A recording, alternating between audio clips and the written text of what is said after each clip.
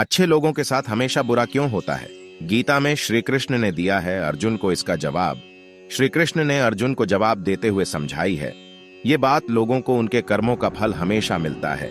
गीता सार।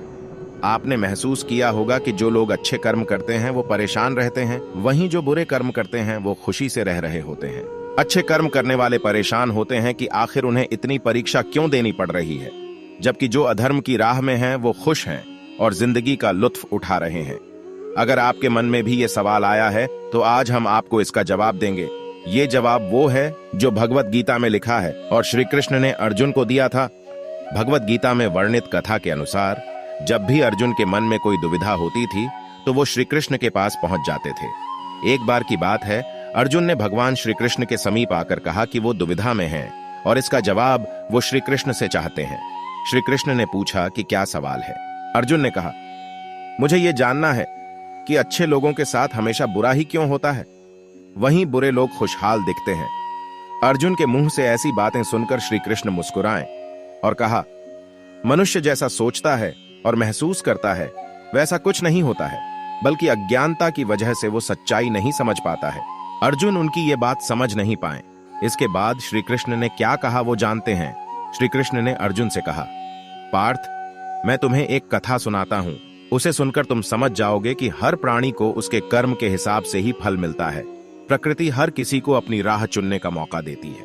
अब वो मनुष्य की इच्छा पर निर्भर करता है कि उसे धर्म की राह चुननी है या अधर्म की। कथा शुरू करते हुए श्री कृष्ण ने कहा, एक नगर में दो पुरुष रहा करते थे। एक पुरुष व्यापारी था जिसके जीवन में धर्म की बहुत महत्ता थी।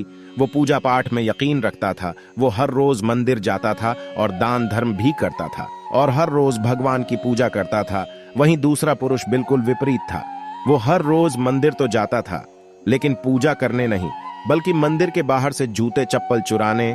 उसे दान और धर्म से कोई लेना देना नहीं था। समय बीतता गया और एक दिन बहुत जोर की बारिश हो रही थी। इस वजह से मंदिर में पुजारी के अलावा कोई नहीं था। ये बात जब दूसरे पुरुष को पता चली तो उसने कहा कि ये सही मौका है मंदिर का धन चुराने का। पंडित से नजर बचाकर उसने मंदिर का सारा धन चुरा लिया।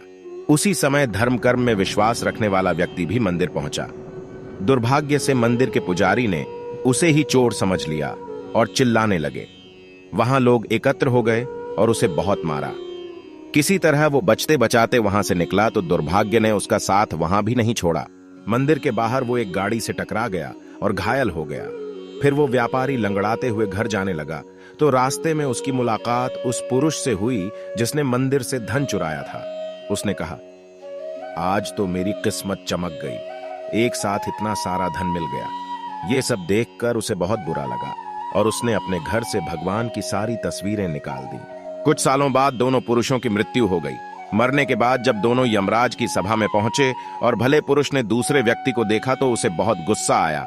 उसने क्रोधित होकर यमराज से पूछ ही लिया, मैं तो हमेशा अच्छे कर्म करता था, दान में विश्वास रखता था, उसके बदले जीवन भर मुझे अपमान और दर्द ही मिला और इस व्यक्ति को नोटों से भरी पोटली। आखिर ऐसा भेदभाव क्यों? इस पर यमराज ने कहा, पुत्र, तुम गलत समझ रहे हो। जिस दिन तुम्हारी गाड़ी से टक्कर हुई थी वो दिन तुम्हारे जीवन का आखिरी दिन था, परंतु तुम्हारे अच्छे कर्मों की वजह से तुम्हारी मौत सिर्फ एक छोटी से चोट में बदल गई। तुम इस दुष्ट व्यक्ति के बारे में जानना चाहते हो। दरअसल इसके भाग्य में राजयोग था, मगर इसके कुकर्मों और अधर्म की वजह से वो सिर्फ एक छोटी सी धन की पोटली में बदल गया। कथा सुनाने के बाद श्री कृष्ण अर्जुन से कहते हैं, पार्थ, क्या अब तुम्हें तुम्हारे सवाल का जवाब मिल गया? ऐसा सोचना कि भगवान तुम्हारे कर्मों को नजरअंदाज कर रहे हैं, ये बिल्कुल भी सत्य नहीं है। भगवान हमें कब क्या किस रूप में दे रहा है मनुष्य को समझ में नहीं आता है, मगर आप अच्छे कर्म करते रहें तो भगवान की कृपा हमेशा बनी रहती है। इसलिए अपने अच्छे कर्मों को बदलना नहीं चाहिए, क्योंकि उसका फल हमें इसी जीवन में मिलता है। इसलिए मनुष्य का फर्ज है कि वो हमेशा अच्छे कर्म करते रहें, क्योंकि श्री कृष्ण ने गीता में भी बताया है कि किसी के द्वारा किया गया कर्म बेकार नहीं जाता है, चाहे वो अच्छा हो या बुरा।